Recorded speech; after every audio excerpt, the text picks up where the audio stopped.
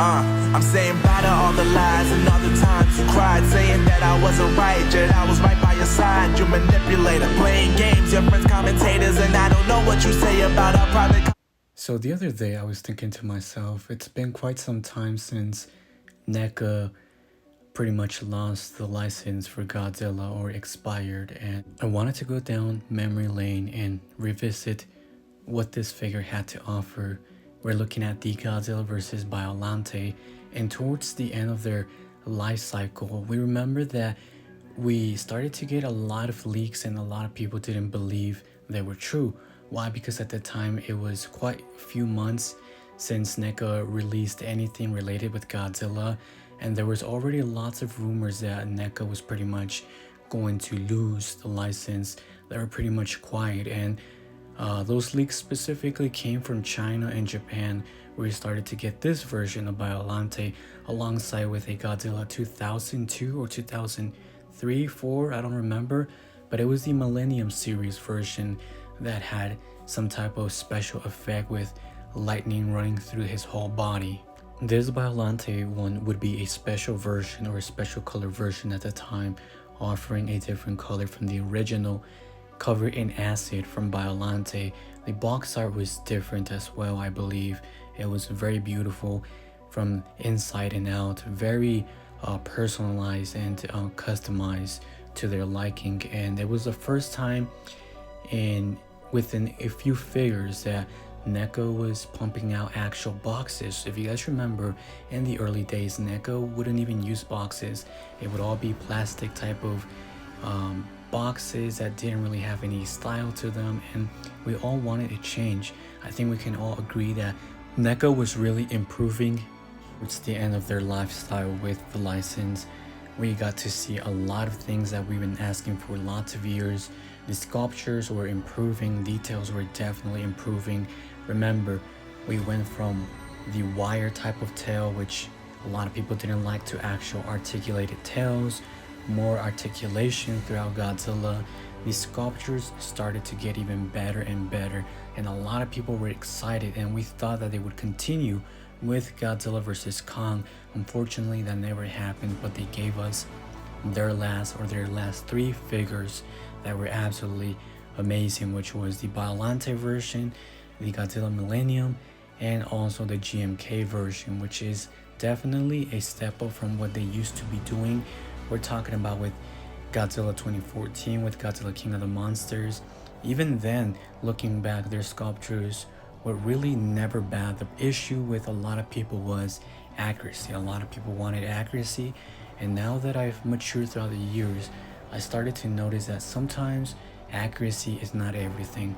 It's okay for companies to give their own stylized version. Maybe they're not going for accuracy, and I understand people do care about accuracy, but at the same time, you don't want to have the same figure from multiple companies. So now I really do appreciate that there are some differences between all figures, and they're giving their own style. In many ways, their last figures were definitely a step up compared to all of them. If you guys remember, they used to have very short tails because they just couldn't fit them inside the box, and because of the bendy wire, lots of problems happened that people were complaining that the articulation wasn't good, and obviously the bendy wire issue. That's why towards the end, with those Godzillas, they really stepped up their game, offering better articulation, longer tails, which really impressed everybody at the time. This probably was prime NECA. They were doing their best, and within those last few months, they definitely pumped out lots of figures that people were not expecting. Again, they leaked from Japan and China, so at the same time, people didn't believe them because they were offering effects.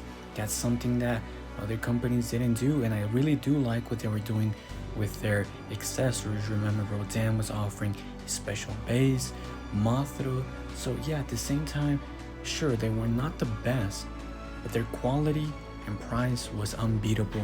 I'm pretty sure and confident that if NECA was to continue to produce figures today for Godzilla, it would be a totally different story. Not to forget that they had it pretty rough with Toho or Legendary.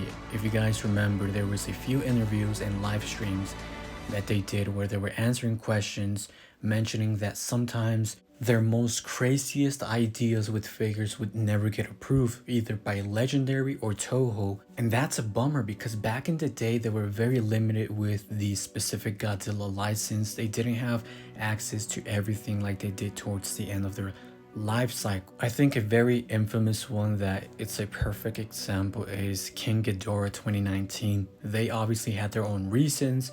Most of us didn't believe their reasons, it just didn't make sense, but obviously who knows what happened behind the scenes. Another famous one was they actually had a ghost Godzilla. If you guys saw the movie, you know exactly what this means. It was going to be a special color version.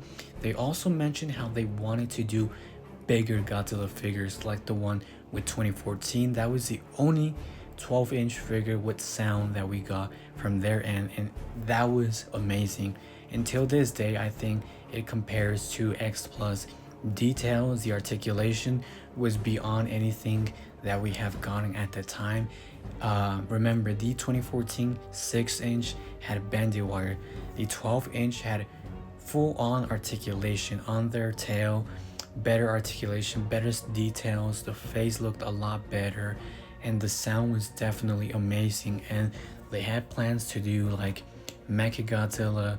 They had plans to do other figures like the classic Ghidorah, the classic Mothra. They wanted to do so many things, right?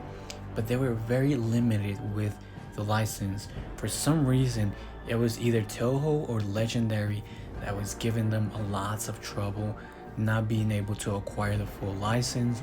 So at the same time, they wanted to do things with lots of love, but they felt limited and restricted with what they could offer at the time with fans. Just imagine what would have happened if they got full-on access for many years on the license. Honestly, Toho or Legendary should have let NECA cook. They should have gave them full-on permission and freedom to really explore and, you know, customize their imagination and go beyond what they were offering at that time. Just imagine 12-inch Godzilla figures with sounds, lights, what they could have done with other figures that were really requested at the time.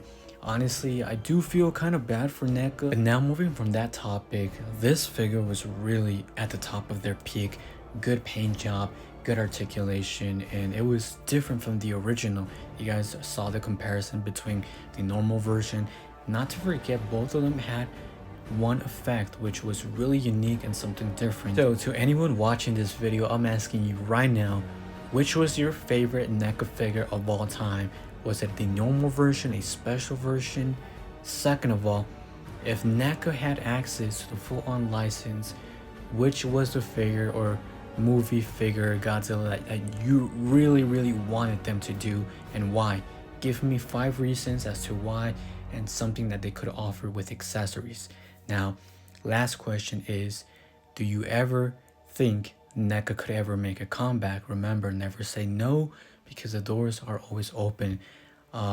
They were teasing that they could always come back, but at the time they were not ready to acquire the license. Now we know other companies have similar license to this specific size and articulation. We're not going to mention that right now. We're talking about NECA, so who knows? Let me know in the comments down below. If NECA was to make a comeback, would you support them?